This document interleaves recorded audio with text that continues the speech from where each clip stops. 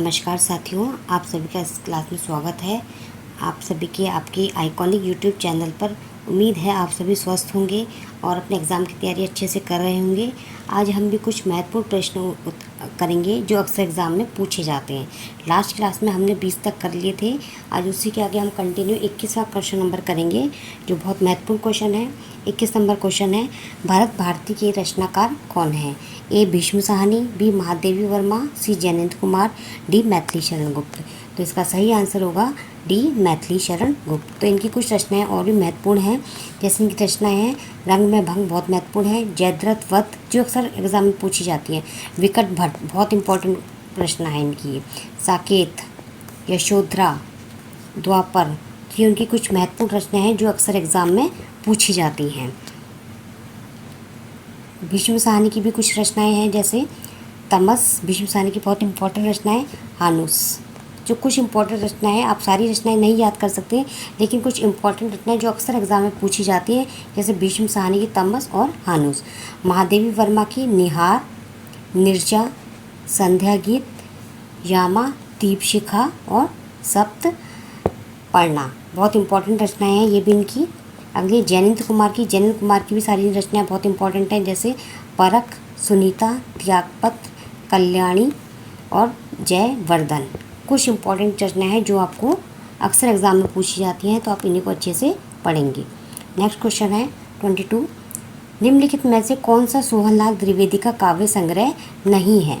कौन सा सोहनलाल का काव्य संग्रह नहीं है? बस क्वेश्चन जब भी आप पढ़ते तो इस बात का ध्यान रखा करें क्वेश्चन में क्या पूछा जा रहा है। नहीं है पहला है, जैसे ए भैरवी, बी दूध बताशा, सी आद्रा, डी पूजा गीत, सी अवग्राम। तो इसका सही आंसर होगा सी आद्रा। आद्रा सोहनलाल द्विवेदी का काव्य संग्रह नहीं है। आद्रा मलबे का मालिक, और जो इसमें इम्पोर्टेंट रचना है मलबे का मालिक और मिसपाल, इंसान के खंडहर जो अक्सर पूछी जाती हैं, जानवर और जानवर, एक और ज़िंदगी, फौलाद का आकाश, ये सभी कहानी संग्रह किसके हैं? मोहन राकेश के हैं। बहुत इंपॉर्टेंट संग्रह है ये, किसके? मोहन राकेश के। अब अगला क्वेश्चन करते हैं हम। क्वेश्चन नंबर 23, भारतेंदु जी ने अपनी कविता गंगा वर्णन में किसका परिचय दिया है? बहुत इंपॉर्टेंट क्वेश्चन है एग्जाम के ऊपर कि भारतेंदु जी की कोई कविता है गंगा वर्णन, इसमें किसका परिचय दिया गया है? ए प्रकृति चित्रण का, गाँव का, सी सामाजिक वातावरण का, डी व्यंग्य का। तो इसका सही जवाब हो जाएगा प्रकृति चित्रण का। भारतेंदु जी अपनी कविता में प्रकृति का चित्रण का परिचय दिया है। भारतेंदु जी की कुछ अन्य महत्वपूर्ण काव्य कृतियाँ हैं, जैसे भक्ति सर्विस, प्रेम मालिका, और जो इम्पोर्टेंट है प्रेम सरोवर, प्रेम माधुरी, प्रेम तरंग, प्रेम से जो भी आप कर सकते हैं, प्रेम प्रलाप, वर्षा विनोद, प्रेम फुलवारी, दान लीला, विजय वल्लरी, बकरी विलाप, बंदर, ये इनकी इम्पोर्टेंट काव्य कृतियाँ हैं जो अक्सर एग्ज़ाम में पूछी जाती हैं। विजयनी, विजय वैजयंती, बहुत इंपॉर्टेंट है एग्ज़ाम के पॉइंट ऑफ व्यू से, इसको आप अच्छे से करेंगे। नेक्स्ट क्वेश्चन नंबर 24, निम्न में से कौन सी कविता सूर्यकांत त्रिपाठी निराला की नहीं है? जब भी आप क्वेश्चन करेंगे तो उसमें ध्यान रखना है कि क्वेश्चन में पूछा जाएगा नहीं है। अधकिला फूल, राम की शक्ति पूजा, स्रोत स्मृति या बादल राग। तो इसका सही जवाब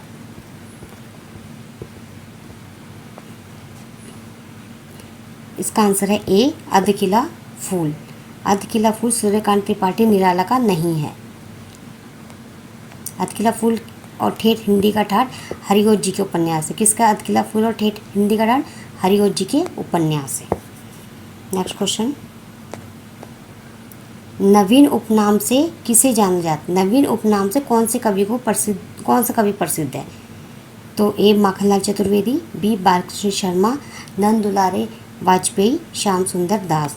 तो इसका सही जवाब होगा बी बालकृष्ण शर्मा नवीन, जो इनका पूरा नाम है बालकृष्ण शर्मा नवीन। बालकृष्ण नवीन उपनाम से बालकृष्ण शर्मा नवीन प्रसिद्ध हैं, इस बात को आपको ध्यान रखना है। क्वेश्चन नंबर 26, धर्मदास किसके शिष्य थे? इंपॉर्टेंट क्वेश्चन है, धर्मदास किसके शिष्य थे? ए तुलसीदास, बी कबीर, सी गुरु नानक देव, डी सूरदास। तो इसका सही जवाब होगा बी कबीरदास के। तो ये आपको गुरु शिष्य आपको सभी के याद होने चाहिए। जैसे तुलसीदास के गुरु कौन थे? नरयानंद या शेष सनातन। कबीर के रामानंद, सूरदास के वल्लभाचार्य और धर्मदास के कबीरदास। ये बहुत इंपॉर्टेंट है एग्जाम के पॉइंट ऑफ व्यू से, इनको आप अच्छे से एक बार देख लेना। नेक्स्ट क्वेश्चन है, भारत में आर्य भाषा का आरंभ कब हुआ था? भारत में आर्य भाषा का आरंभ कब हुआ था? ए 1500 ईसा पूर्व के आसपास, 1600 ईसा पूर्व के आसपास, 1300 ईसा पूर्व के आसपास, 1400 ईसा पूर्व। तो इसका सही जवाब होगा ए 1500 ईसा पूर्व के आसपास हुआ था आर्य भाषा का। तो ये आपको ये सभी इंपॉर्टेंट रचनाएं जो इम्पॉर्टेंट भाषाएं कभी याद होनी चाहिए। जैसे प्राचीन भारतीय आर्य भाषा का काल क्या 1500 से 500 ईसा पूर्व, मध्यकालीन भारतीय आर्य भाषा काल है 500 से 1000 ईस्वी तक, और आधुनिक भारतीय आर्य भाषा का काल है 1000 ईस्वी से आज तक। प्रश्न नंबर 28, द्वंद्व गीत किसका काव्य संग्रह है? ए माखनलाल चतुर्वेदी, बी रामधारी सिंह दिनकर, सी अयोध्या सिंह उपाध्याय हरिऔर, डी भारतेंदु हरिश्चंद्र। तो इसका सही जवाब होगा बी, द्वंद्व गीत किसका है? रामधारी सिंह दिनकर का काव्य संग्रह है। बहुत इंपॉर्टेंट है, द्वंद्व गीत जो है रामधारी सिंह दिनकर का काव्य संग्रह। दिनकर के कुछ महत्वपूर्ण काव्य संग्रह जैसे रेणुका, हुंकार, कुरुक्षेत्र बहुत इंपॉर्टेंट है इनका, रशिमरथी, उर्वशी और आंसू, इतिहास के आंसू बहुत इंपॉर्टेंट है, सभी इनको ध्यान में रखेंगे। और माखनलाल चतुर्वेदी के भी कुछ इंपॉर्टेंट हैं जैसे हिमकनिष्णी, हिमतरंगिणी बहुत बार एग्जाम में पूछी जाती है, पुष्प की अभिलाषा बहुत इंपॉर्टेंट है माखनलाल चतुर्वेदी का।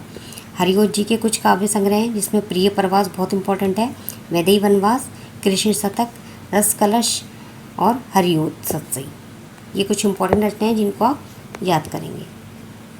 भारतेंदु जी के कुछ काव्य संग्रह हैं जैसे भक्ति सर्वस, प्रेम मालिका, कार्तिक स्नान बहुत इंपॉर्टेंट है कार्तिक स्नान, प्रेम सरोवर, सत्सई श्रृंगार, प्रेम प्रलाप। ये भारतेंदु जी के कुछ काव्य हैं जो बहुत इंपॉर्टेंट है, हर बार एग्जाम में पूछे जाते हैं। प्रश्न नंबर 19, वीणा, उच्छ्वास और ग्रंथि कैसे कोमल कान पदावली और माधुर्य गुण से परिपूर्ण रचनाएं किस कवि की हैं? तो ये सब कवि की बहुत इंपॉर्टेंट रचना है। किस कवि की? ये सुमित्रानंदन पंत की हैं। और सुमित्रानंदन पंत आपको पता ही छायावादी कवि हैं। वीणा, उच्छ्वास, ग्रंथि जैसी कोमल कान पदावली और माधुर्य गुण से परिपूर्ण रचनाएं किसके हैं? सुमित्रानंदन पंत की हैं। ठीक है, इन्हें पंत को किसका सुकुमार कवि भी कहा जाता है। तो एग्जाम में ऐसे पूछा जाता है कि सुकुमार कवि किसे कहा जाता है? सुमित्रानंदन पंत को। पंत की कविताओं को 4 श्रेणी में बांटा गया है, छायावादी, प्रगतिवादी, अंत चेतनावादी, नव मानवतावादी। तो ये आपको याद करनी है, कितनी श्रेणी में बांटा गया इनको?